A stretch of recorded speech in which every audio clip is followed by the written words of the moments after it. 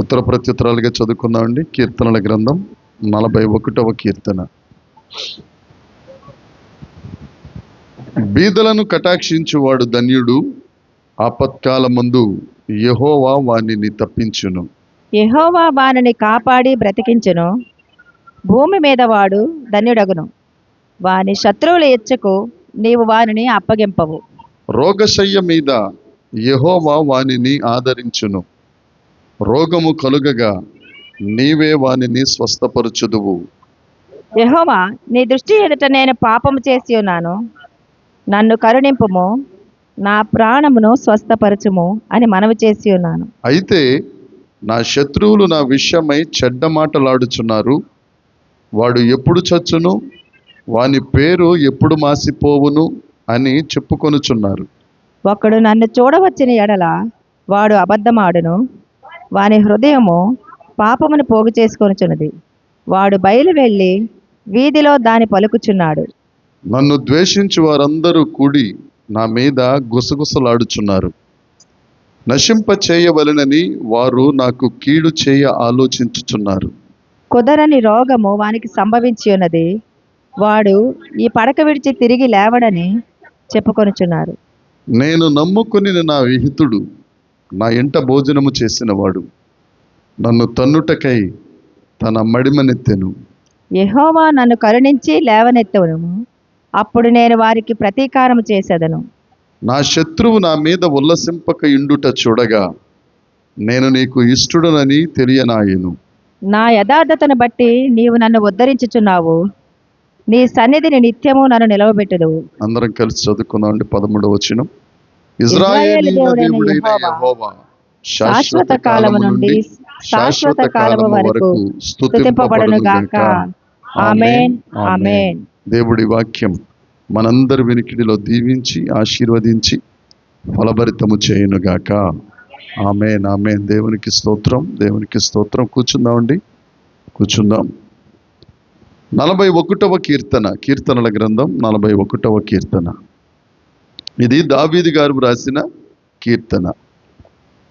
38, 39, 40, 41 ఇవన్నీ దావీదు గారు రాసిన కీర్తనలే. అయితే ఇవన్నీ కూడా అబ్షాలోము గురించి, అబ్షాలోము తనకు మడిమనెత్తటం కోసం, అబ్షాలోము తనకు విరోధముగా నిలబడుట గురించి వ్రాసిన కీర్తనలు, ఆ సమయంలో వ్రాసిన కీర్తనలు. అయితే 1వ కీర్తన దగ్గర నుంచి 41వ కీర్తనతో ప్రథమ స్కందం ముగిసిపోయింది. 13వ వచనంలో అదే మాట ఉంటుంది. ఇశ్రాయేలీల దేవుడైన యెహోవా శాశ్వత కాలము నుండి శాశ్వత కాలము వరకు స్తుతింపబడునుగాక. ఆమేన్, ఆమేన్. ఇక తర్వాత 42వ కీర్తన ద్వితీయ స్కందం, అంటే 2వ భాగం. మొత్తం 150 కీర్తనలు, 5 స్కందాలు. దీని గురించి మరలా చాలాసార్లు చెప్పుకున్నాం, మరలా దాని గురించి మాట్లాడుకోక్కర్లేదు. అయితే దావీదు గారు బెత్షెబాతో పాపం చేసిన తరువాత, ఆ పాపం చేసి అక్కడతో వదలక తన భర్త అయిన ఊరియాను హత్య చేయించిన తరువాత వ్రాసిన కీర్తన ఈ కీర్తన. ఎప్పుడైతే పాపం చేశాడో, ఎప్పుడైతే హత్య చేశాడో, ఇక కార్యాలన్నీ విరోధంగా జరగటం మొదలుపెట్టాయి. ఎందుకు అనంటే, నాతాను ప్రవక్త దావీదు గారి దగ్గరికి వచ్చి నువ్వు చేసింది పాపము అన్నప్పుడు దావీదు ఒప్పుకున్నాడు. ఒప్పుకొనిన తరువాత నువ్వు చేసిన పాపానికి గాను నీ ఇంటిలోనే యుద్ధాలు జరుగుతాయని ఆ చెప్పబడిన ప్రవచన ప్రకారం చాలా భయంకరమైన విషయాలు జరిగాయి. అందులో ఈ అబ్షాలోము గారిది ఒకటి. అయితే ఈ పాపం వలన రోగం వస్తుంది. 4వ వచనంలో ఉన్న మాట ఒకసారి చదువుదాం. 4వ వచనం. యెహోవా నీ దృష్టి ఎదుట నేను పాపము చేశాను. పాపం, సిన్. 8వ వచనంలో సిక్నెస్. 8వ వచనం కుదరని రోగం. పాపం వలన రోగం వస్తుంది. ఈ రెండిటి మధ్యన పాపం చేసి పాపం వలన హృదయ వేదన కలిగిన వాడై, అరే అందరికీ నేనే చెప్పేవాడిని, నేను ఇలా చేశానేంటి, ఎవరు చూడకపోయినా దేవుడు చూచాడు, నాతాను ప్రవక్త ద్వారా పలికించాడు అని హృదయ వేదన కలిగి ఆయనకు రోగం వచ్చి రోగశయ్య మీద ఆయన ఉండి రాసిన కీర్తన 41వ కీర్తన. రోగ సయ్యం మీదకి వెళ్ళిపోయేసరికి అబ్షాలోము అదే అదుననుకుని దావీదుకు తన తండ్రికి మారుగా రాజుగా ఆయనే ప్రకటించుకున్నాడు. 2వ సమూయేలు గ్రంథం 15వ అధ్యాయం 1వ వచనం నుంచి చూద్దాం ఒకసారి. 1వ వచనం నుంచి 2వ సమూయేలు గ్రంథం 15వ అధ్యాయం. ఇదంతా జరిగిన తరువాత, ఏదంతా జరిగిన తరువాత, దావీదు గారు పాపం చేసిన తరువాత, దావీదు గారు హత్య చేసిన తరువాత, నాతాను ప్రవక్త వచ్చి ఆ మనుష్యుడవు నీవే అని సూటిగా మాట్లాడిన తరువాత, దావీదు గారు ఆ పాపాన్ని ఒప్పుకున్న తరువాత, పశ్చాత్తాపపడిన తరువాత, మొదటి కుమారుడు బెత్షెబా వలన జన్మించిన మొదటి కుమారుడు మరణించిన తరువాత, ఇదంతా జరిగిన తరువాత అబ్షాలోము గారు ఒక రథాన్ని రెడీ చేసుకున్నాడు, గుర్రాన్ని సిద్ధం చేసుకున్నాడు. తనకి ఎదుట పరిగెత్తడానికి, ఎందుకు పరిగెత్తడానికి? బాడీ గార్డులా కాదు. రాజుగారు వస్తున్నారు దారి తొలగండి, రాజుగారు వస్తున్నారు దారి తొలగండి అని అరవడానికి. అంటే వారందరూ అరవడం వలన దావీదుకు మారుగా అబ్షాలోము గారు రాజు అయ్యారని వారి యొక్క సాంప్రదాయం అది అప్పట్లో. అలాంటి పరిస్థితులలో రాసిన కీర్తన. అబ్షాలోము ఎగిసినా కానీ, అబ్షాలోము ఈ కార్యక్రమం అంతా చేస్తున్నా కానీ నిన్నెవడరా చేయమన్నాడు అనే ధైర్యం దావీదు గారి దగ్గర లేదు. దావీదు గారి దగ్గర లేదు. ఎందుకంటే దావీదు చేసిన పాపమే కారణం, పాపమే. అంతేకాదు, దావీదు కుమార్తెను, దావీదు కుమారుడైన అమ్నోను పాడు చేసినప్పుడు ధర్మశాస్త్ర ప్రకారం నువ్వెందుకు పాడు చేశావు, పాడు చేసినందుకు నీకు శిక్ష, వ్యభిచరించినందుకు శిక్ష అని చెప్పలేకపోయాడు. ఎందుకంటే ఈయన వ్యభిచారం పాపం చేశాడు కాబట్టి. ఈయన్ని చంపేయాలి ముందు. అమ్నోనుకు శిక్ష విధించే ముందు దావీదు గారు చచ్చిపోవాలి. సరే, అయిపోయిన తర్వాత చెల్లిని పాడు చేశాడని చెప్పి అన్నగారైన అబ్షాలోము గారికి కోపం వచ్చింది. కోపం వచ్చి అమ్నోనును హత్య చేశాడు. హత్య చేసినందుకు అబ్షాలోముని దావీదు చంపేయాలి. దావీదు చంపలేదు. ఎందుకని? ఆయన మీద కూడా హత్యా నేరం ఉంది కాబట్టి. ఆయన మీద వ్యభిచార నేరం ఉంది, ఆయన మీద హత్యా నేరం ఉంది కాబట్టి అబ్షాలోముకి చెప్పలేకపోయాడు, అమ్నోనికి చెప్పలేకపోయాడు. చేతగాని వాడిగా మంచం మీద పడుకుని ఆలోచించడం తప్ప, చుక్కలు లెక్కడడం తప్ప ఇంకే వేరే పని లేదు. అలాంటి చేతగాని పరిస్థితులలో రాసిన కీర్తనే 41వ కీర్తన. 1వ వచనం చదువుదాం ఒకసారి. బీదలను కటాక్షించువాడు ధన్యుడు, ఆపత్కాలమందు యెహోవా వానిని తప్పించును. బీదలను కటాక్షించువాడు. మనం ఏమనుకుంటామంటే, ఒకవేళ మనం ధనవంతులుగా ఉండి ఎవరైనా బీదవారిగా, అంటే నిస్సహాయులుగా, బలహీనులుగా, వ్యాధిగ్రస్తులుగా, బీదవాడు అని అంటే పర్యాయ పదాలు అని అంటారు వీటిని. బీదవాడు అని అంటే బలహీనుడు, నిస్సహాయుడు, వ్యాధిగ్రస్తుడు. ఈ రోగం మీద ఆ రోగ శయ్య మీద ఈయన ఉన్నారు. 3వ వచనంలో మాట ఉంటుంది. ఏమని? రోగ శయ్య మీద ఎవరున్నారు? దావీదు గారు రోగ శయ్య మీద ఉన్నారు కాబట్టి ఈయన వ్యాధిగ్రస్తుడు కాబట్టి ఈయన బీదవాడు. ఇది బైబుల్ అర్థం. బీదలను కటాక్షించువాడు ధన్యుడు. ఎందుకు అంత నిస్సహాయుడైపోయాడు? ఒక సింహాన్ని చంపేసినోడు, ఎలుగుబొంటిని చంపేసినోడు, గొలియాతును ఒక్క రాతితో పడగొట్టినవాడు, ఈయన యుద్ధ రంగంలో అడుగు పెడితే సింహము వంటి గుండె కలిగిన వారు కూడా గుండె జారి చనిపోయేంత వీరుడు, తెలివి కలిగిన వాడు, మంచి పరిపాలకుడు. ఇంతవాడు ఎందుకు చేతగాని వాడైపోయాడు? కేవలం పాపం. వ్యభిచరించుట పాపము, హత్య చేయుట పాపము.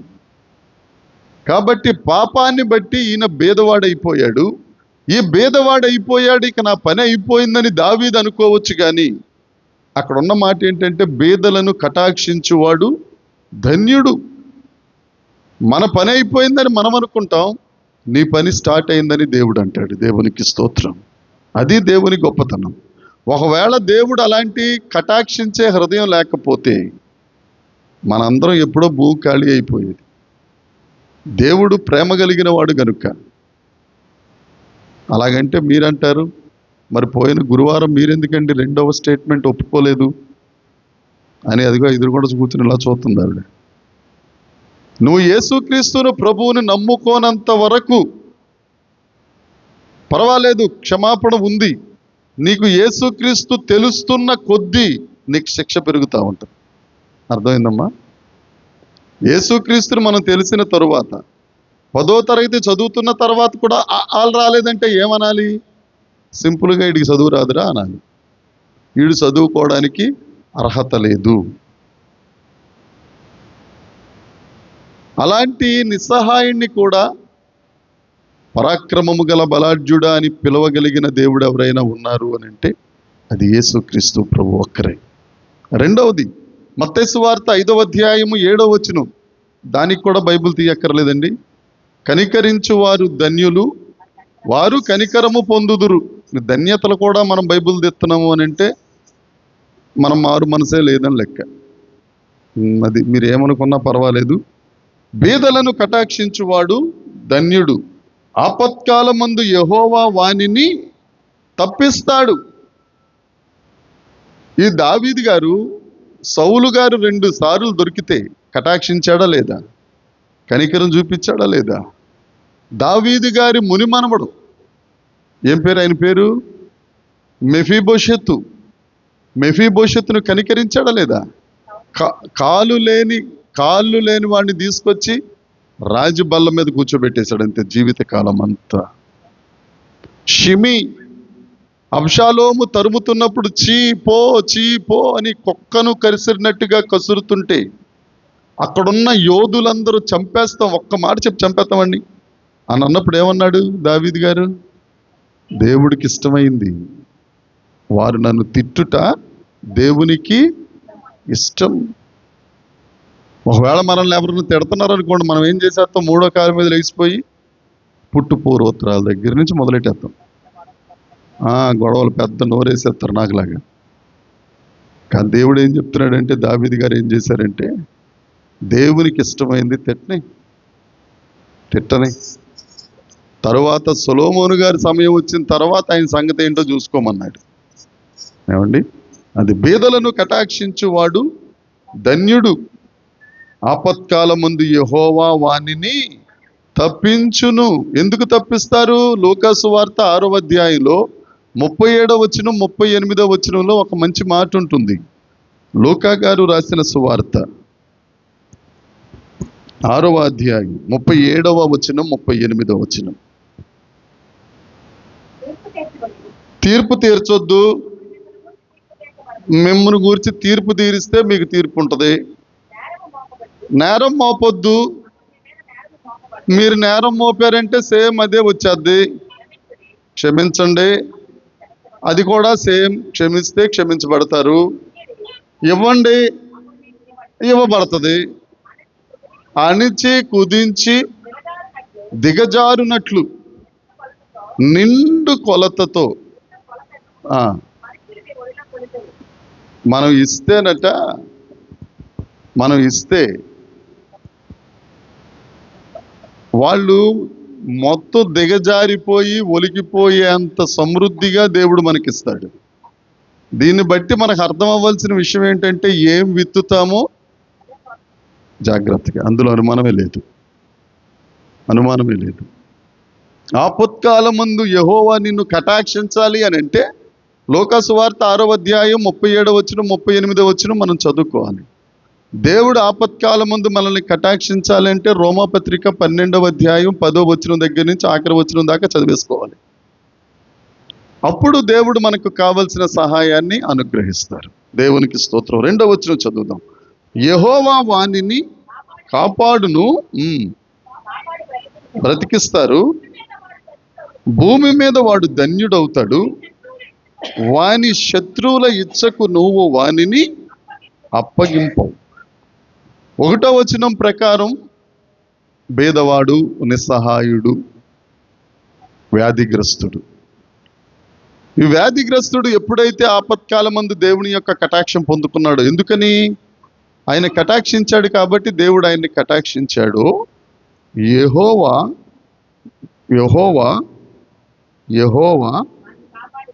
వానిని కాపాడుతాడు, బ్రతికిస్తాడు. దావీదు 2 సార్లు మరణశిక్ష విధించాలి. ఒకసారి బెత్షెబా పాపానికి చంపేసిన తర్వాత మళ్ళా బతికించి మళ్ళీ చంపేయాలి అయింది. కానీ యెహోవా కాపాడాడు. ఎందుకని? 51వ కీర్తన ఆయన పాడటం వలన, నేను తల్లి గర్భంలో పుట్టిన దగ్గర నుంచి ప్రభువా నేను పాపినే, నేను పాపంలోనే పుట్టాను, రక్షణానందం పోయింది, పరిశుద్ధాత్మ పోయింది, నీ సన్నిధి నుంచి దూరం అయిపోయాను. ఇదంతా 51వ కీర్తనలో నేను దౌర్భాగ్యుడను. ఒక రాజు మాట్లాడుతున్న మాటలు. వాక్య భాగంలోకి వెళ్ళిన తర్వాత రాజు ఎలా ప్రార్థన చేసేవాడు అనేది కొద్దిగా చూద్దాం. యెహోవా వానిని కాపాడాడు, యెహోవా ఏం చేశారట? బ్రతికించాడు. ఏమండి, ఇప్పుడు ఎవరైనా ఒకరు కొత్తగా పెళ్ళైన వారు జాగ్రత్తగా వేసవికాలంలో ఊటీయో సిమ్లానో హమ్లానో మొత్తానికి విహారయాత్రకు వెళ్ళారు. వెళ్ళిన తర్వాత ఏం చేస్తారు? ఇప్పుడంటే మొబైల్ వచ్చేసినాయి కాబట్టి మొబైల్లో చిత్రీకరించడం మొదలుపెట్టారు. కావలసిన మోషన్లో ఫ్రీ మోషన్లు అన్నీ దాంట్లో ఉంటాయి కాబట్టి. ఇదివరకు రోజుల్లో కెమెరా మెడలో తగిలించుకుని వెళ్ళేవాళ్ళు. ఇంకా పాతకాలంలోకి వెళ్ళిపోతే డబ్బాలాగా ఉండేది, దాన్ని తగిలించుకుని వెళ్ళిపోయేవారు. దాంట్లో ఒక నెగిటివ్ ఫిల్మ్ అనేది ఉండేది. దాన్ని తీసుకెళ్ళి డార్క్ రూమ్లోనే దాన్ని డెవలప్ చేయాలి, కడగటం అనేవారు. వీళ్ళంతా తిరిగి తిరిగి తిరిగి తిరిగి వచ్చిన ఫోటోలన్నీ ఆ స్టూడియో ఆయనకి ఇస్తే ఆయన కడిగి ఇచ్చేవాడు. రోజుకి ప్రింట్కి 3 రూపాయల వరకు నాకు తెలుసు, 3.5. అయితే ఈ జంట ఫోటోలు తీసుకున్న తర్వాత 32 ఫోటోలు ఎన్నో వచ్చే, పాపం వీళ్ళు 17-18 ఫోటోలు తీసుకున్నారు. మిగతా సగానికి సగం మిగిలిపోయింది. ఇంటికి వచ్చేసారు. ఈ సగం ఫోటోలు సగం రీల్ ఏం డెవలప్ చేపిస్తాంలే అని దాన్ని తీసుకెళ్లి బీరోలో పెట్టి జాగ్రత్తగా దాళం పెట్టారు. ఒక 4-5 సంవత్సరాలు అయిపోయిన తర్వాత పాపం ఆవిడికి అనారోగ్యం వచ్చి ఆవిడ ప్రభువునందు నిద్రించింది. నిద్రించినప్పుడు కూడా భర్త గారు ఏం చేశాడు అని అంటే, ఈ చనిపోయింది కదా ఆఖరి గడియల్లో ఫోటో తీసుకుందాం అని చెప్పి ఫోటోలు తీశాడు. మొత్తం 18 ఫోటోలు, మొత్తం 32 అయిపోయినాయి. తీసుకెళ్ళి ఫోటో స్టూడియోలో డెవలప్ చేయటం మొదలు పెడితే, మరణించిన ఫోటోలకు ముందు ఏం ఫోటోలు ఉన్నాయి? వాళ్ళు జాగ్రత్తగా సరదాగా తిరిగిన ఫోటోలు ఉన్నాయి. కళ్ళ ముందున్న ఆవిడ ప్రాణం పోయింది, కానీ ఫోటోలో ఉన్న ఆవిడికి మాత్రం జీవం ఉన్నట్టు నవ్వుతుంది కదా, నవ్వుతానే ఉంది. ఎందుకు ఇదంతా చెప్తున్నాను అని అంటే, దావీదు గారు పాపము చేసి రోగశయ్య మీదకెళ్ళి ఎదురు తిరిగిన అబ్షాలోమును ఏమీ చేయలేని పరిస్థితిలోకి వచ్చేశాడు. అంతేకాదు, దావీదుకు అతి సన్నిహితుడు, తన మాట దేవునిగా భావించిన అహీతోపేలు సహితం 16వ అధ్యాయం 15వ వచనంలో ఉంటుంది. దావీదు దగ్గరికి వ్యతిరేకంగా పగబట్టి వ్యతిరేకంగా కుట్ర చేసి అబ్షాలోము ఎవరిని తీసుకెళ్ళాడు? అహీతోపేలుని వెంటబెట్టుకెళ్ళిపోయాడు. దావీదు అహీతోపేలుని చూడగానే గుండె ఇటు నుంచి ఇటు వచ్చేస్తుంటుంది, అరే నువ్వు కూడా వెళ్ళిపోయావా. అందుకనే ఈ కీర్తనలో 9వ వచనం ఏం రాశాడో తెలుసా? 9వ వచనం 41వ కీర్తన 9వ వచనం, నేను నమ్ముకొనిన నా విహితుడు. ఎవరంట ఈ విహితుడు? అహీతోపేలు. ఎక్కడ భోజనం చేశాడు? వీళ్ళిద్దరూ ఏదైనా ప్రణాళిక వేస్తున్నప్పుడు పక్కన కూర్చుని ఒక నోరు ముద్దు పెట్టుకోవడం, అలా చేద్దాం, ఇలా మాట్లాడుకున్నవాడు, దావీదు గారి మెతుకులు తిన్నవాడు ఈ విహితుడు ఏమైపోయాడట? ఏమండి? మడివినెత్తాడు. ఇదే మాట యేసుక్రీస్తు ప్రభువు గురించి ఉంటుంది. యోహాను సువార్త 13వ అధ్యాయం 38వ వచనం. యోహాను సువార్త 13వ అధ్యాయం, యేసు, నా కోసం నువ్వు ప్రాణం పెడతావా?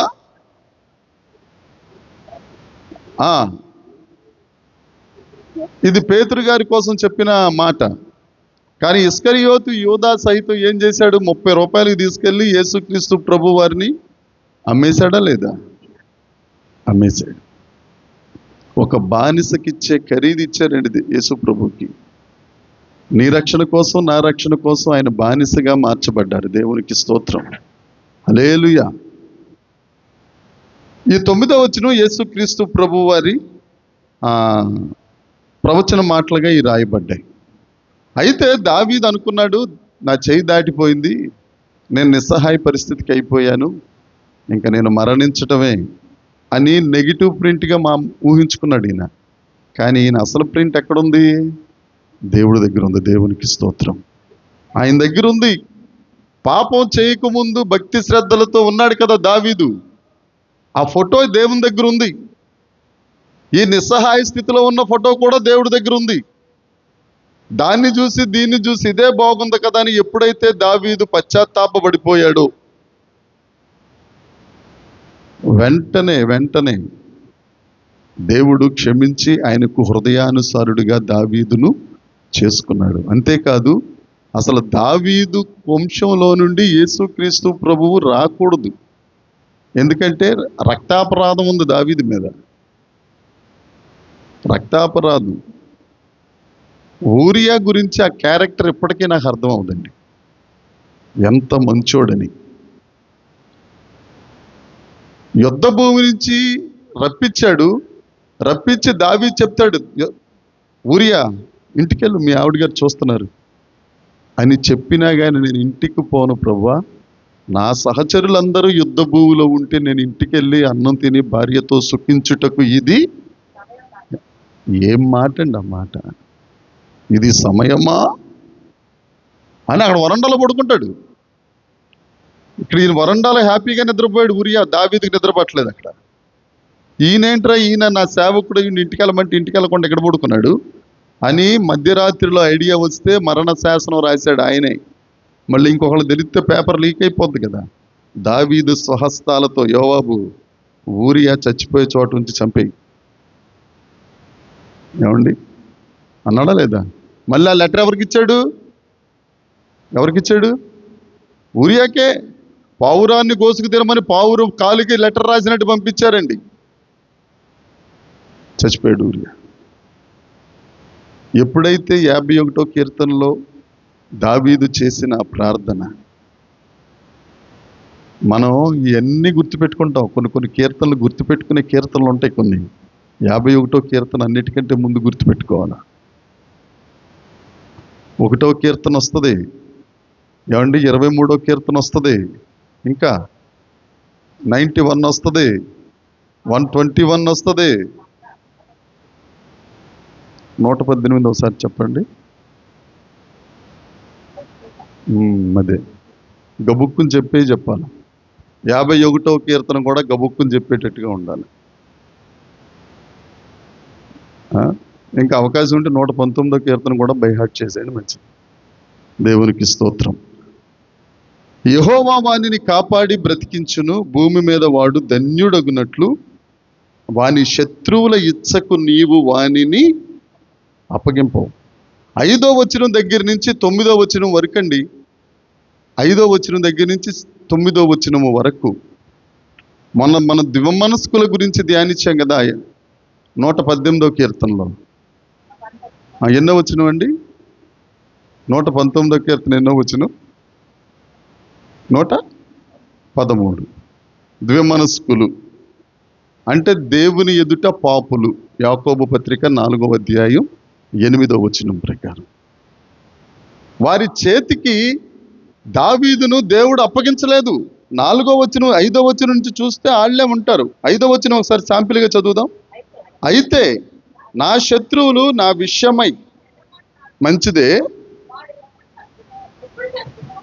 వాడు ఎప్పుడు చచ్చిపోతాడు, వాడి పేరు ఎప్పుడు మాసిపోద్ది అని చెప్పుకొనుచున్నారు. ఒకడు నన్ను చూడవచ్చిన ఎడల, శత్రువులు లేని మాటలు ఉన్నట్టుగా పలుకుతారు.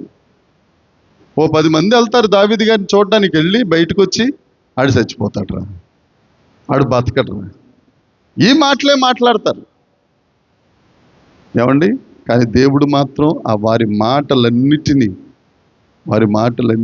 ఆశీర్వాదకరంగా మార్చి దావీదు వంశంలో నుండి దావీదు కుమారుడు అనిపించుకోవడానికి యేసుక్రీస్తు ప్రభువు ఇష్టపడ్డారు. దేవునికి స్తోత్రం, హల్లెలూయా.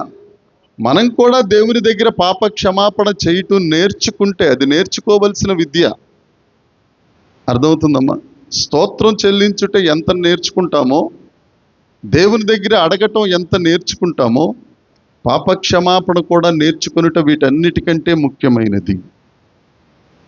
నువ్వు ఎల్లప్పుడూ దేవుని ఎదుట నీ పాపాలని చేతులెత్తి ఒప్పుకుంటా ఉంటావో, యేసు రక్తం చెప్పాలి ప్రతి పాపము నుండి చేస్తానే ఉంటుంది,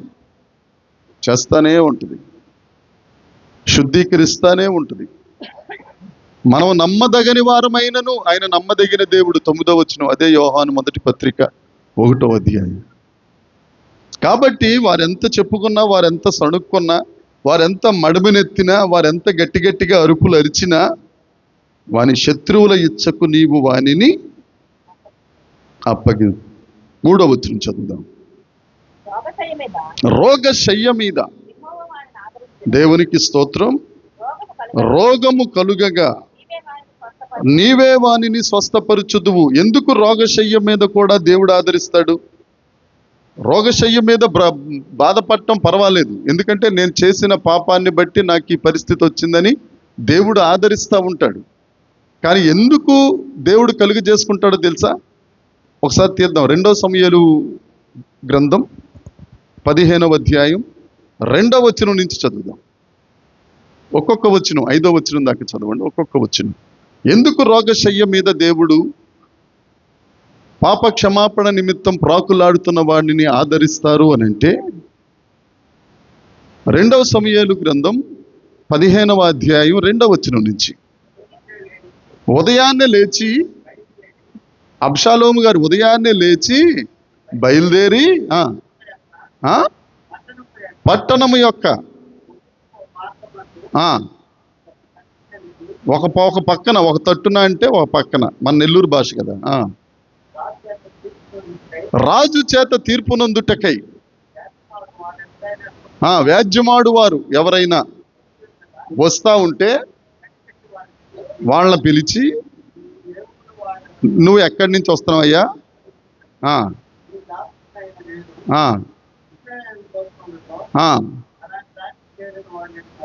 చెప్పగా అబ్షాలోము,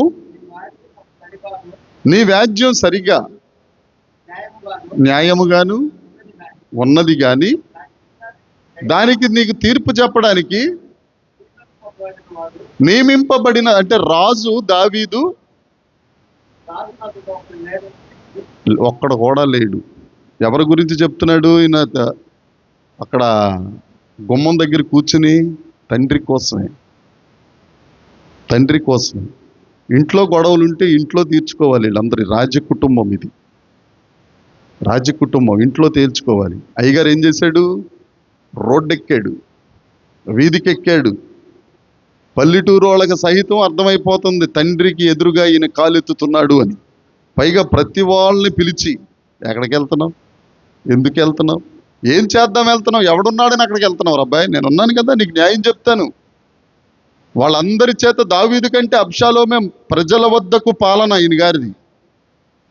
అంతేకాదు, ఆయన చెప్పిన తర్వాత ఆయన గారి చెయ్యి తీసుకుని ముద్దు పెట్టుకున్నాడంట. కింద ఉంటుంది, ఏమండి చూడండి.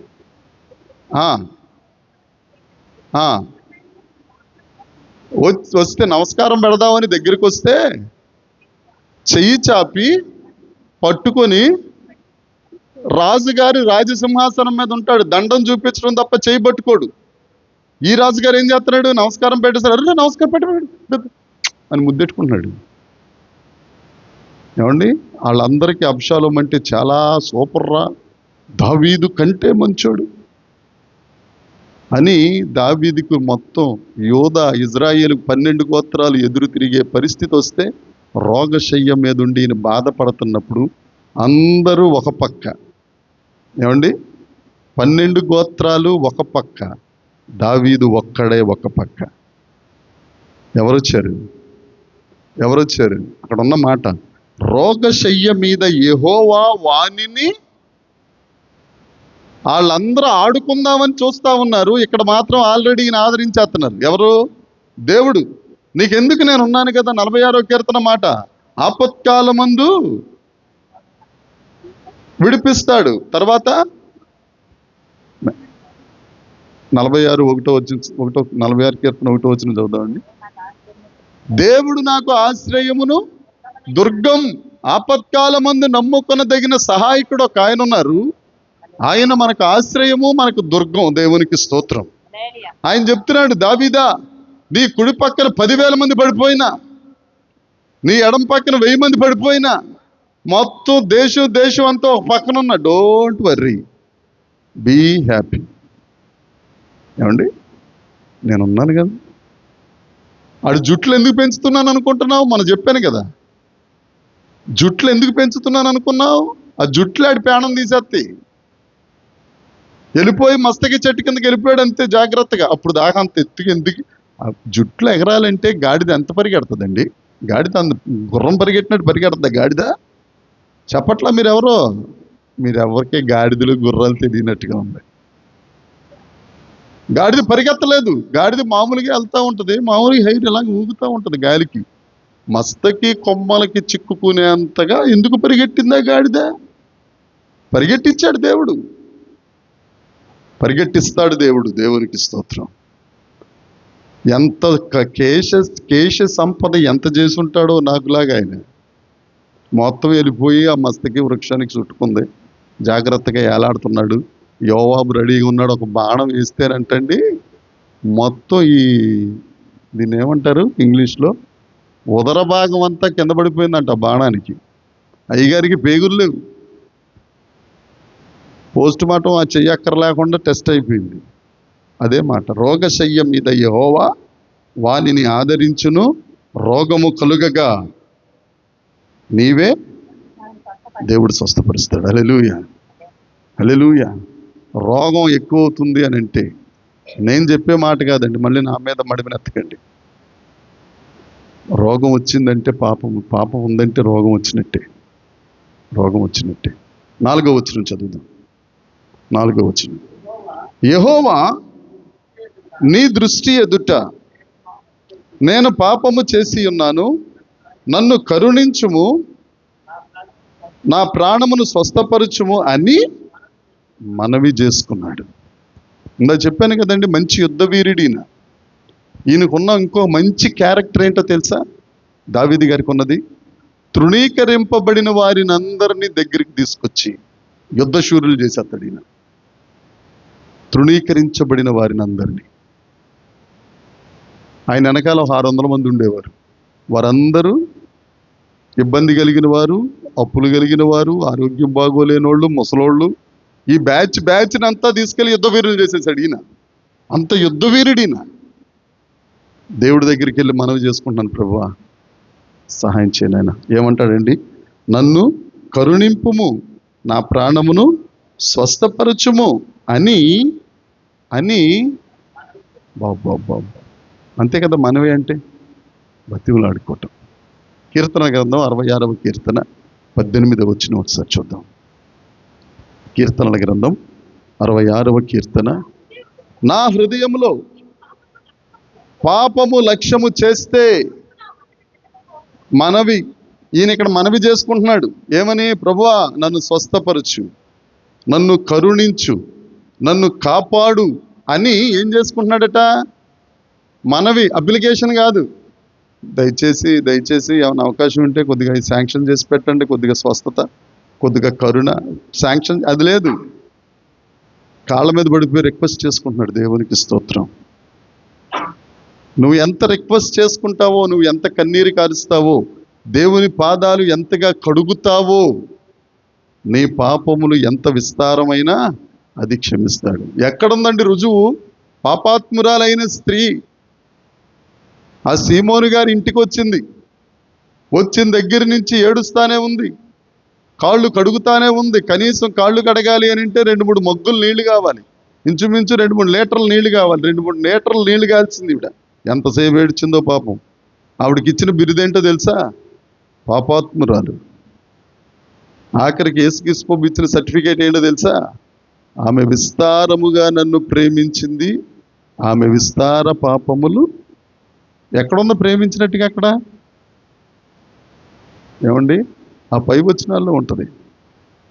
అత్తరుబుడ్డి పగలగొట్టింది, పాదాల మీద పోసింది, తల వెంట్రుకలతో తుడిచింది, వదలకుండా ముద్దు పెట్టుచునే ఉండెను అని ఉంటుంది అక్కడ. వదల్లా పాదాలు అంతే, పాదాలు వదలలేదు. వదలమని కూడా దేవుడు చెప్పలేదు. ఇంకొకటి చెప్పాడా? ఏంటో మా పాదాలు పట్టుకున్నా అన్నాడు దేవుడు? అనలేదు. ఎంత ఏడిస్తే నీ పాపం పోద్దనేది ఆయనకి తెలుసు. ఆ కొలత ఏంటో. టీలో ఎన్ని పాలు వేస్తే బాగుంటుంది, డికార్షన్ వేస్తే ఎంత బాగుంటుంది, ఆ తర్వాత అదేంటది మా షుగర్ ఫ్రీ కానీ షుగర్ కానీ వేస్తే ఎంత బాగుంటుంది. స్త్రీలకు ఎలా తెలుస్తుందో దేవుడికి అలా తెలుసు. నీ పాపం పోవాలంటే ఎంత కన్నీరు కార్చాలి. మన పరిస్థితి ఎలా ఉంది? ఈ 4 వచనాలు మనం ఎలా తీసుకుంటాం తెలుసా అండి? మీరు అలా తీసుకుంటారో తీసుకోరో నాకు తెలియదు, కానీ నేను తీసుకున్న విధానం స్టార్టింగ్లో ఎప్పుడన్నా ఎవరికన్నా భోజనాలు పంచిపెట్టడానికి వెళ్తే ఒక 10 మంది వెళ్ళామనుకో, తీండ్రా 41వ కీర్తన, చదవండ్రా 4 వచనాలు అంటే ఎవరికన్నా బేదలకు సహాయం చేస్తున్నప్పుడల్లా ఇదే కీర్తన చదివేవాళ్ళం. తరువాత దేవుడు నన్ను లోతులోకి తీసుకెళ్ళి ఆ ప్రత్యక్షత ఏంటో తెలిసిన తరువాత దావీదే బేదోడు, దావీదుని దేవుడు కటాక్షించాడు, దావీదే బేదోడైతే నేను ఎక్కడ ఉంటానని ఆలోచించుకోవడం మొదలెట్టాను. ఆవగింజను జాగ్రత్తగా సుత్తట్టుకుని 1000 భాగాలు చేసామనుకో, చేయగలమా? ఆవగింజను చేయలేం. ఒకవేళ చేయగలిగితే ఆ 1000వ వంతులో కూడా నా పేరు కనపడదు. నేనెంత దేవుని దగ్గర పశ్చాత్తాపడాలి, నువ్వెంత దేవుని దగ్గర పశ్చాత్తాపడాలి. దేవుని దగ్గర పాప ప్రాయశ్చిత్తం చేసుకుందాం. నువ్వు ఆయన్ని స్తుతిస్తూ ఉంటే నీ స్థితిని మార్చే దేవుడు. నువ్వు ప్రార్థన చేస్తూ ఉంటే నీ పరిస్థితిని మార్చే దేవుడు. నువ్వు ఆయన పట్ల బాధ్యత కలిగి ఉంటే నీ ప్రవర్తనను మార్చే దేవుడు. నువ్వు కృతజ్ఞత కలిగి ఉంటే నీ ప్రాంతాన్నే మార్చేసే దేవుడు. దేవునికి స్తోత్రం కలుగునుగాక. ఏం ప్రాంతం మారుతాడు? ఇక్కడి నుంచి అమెరికా తీసుకెళ్తాడా?